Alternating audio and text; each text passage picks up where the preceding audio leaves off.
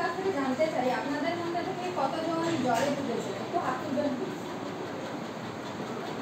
কতজনের কাশি হয়েছে, সর্দি কাশি সবার, কতজনের মাথা ব্যথা হয়, রোজ হয়, প্রায় রোদে বেড়ালেই মাথা ব্যথা হয়, কতজনের পিরিয়ডস হয়? ভেরি গুড, এটাই আমি জানতে চাইছি।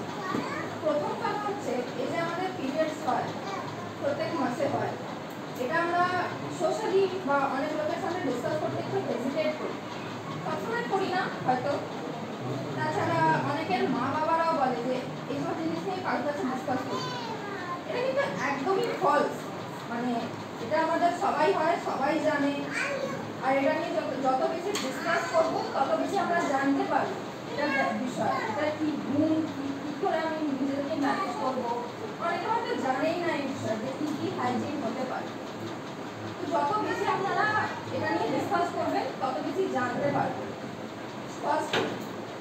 সেকেন্ড থিং, এটা নিয়ে অনেক কিছু বলা হয়, চলে এসেছে যে আমরা যখন পিরিয়ডসে থাকি তখন মারা বলে আচার ছুবি না, আচারটা নাকি খারাপ হয়ে যাবে, তুলসী গাছে জল দিবি না, তুলসী গাছ মরে যাবে, ঠাকুর ঘরে ঢুকবি না, পুজো করবি না, পাপ হবে। এগুলো কিন্তু পুরোটাই ফলস, কিছুই হবে না।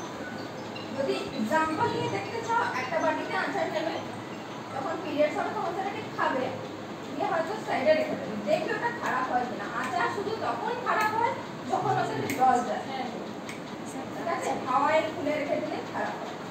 যখন পিরিয়ডস হয় তখন ছুলে পরে কিন্তু আচার খারাপ হয়।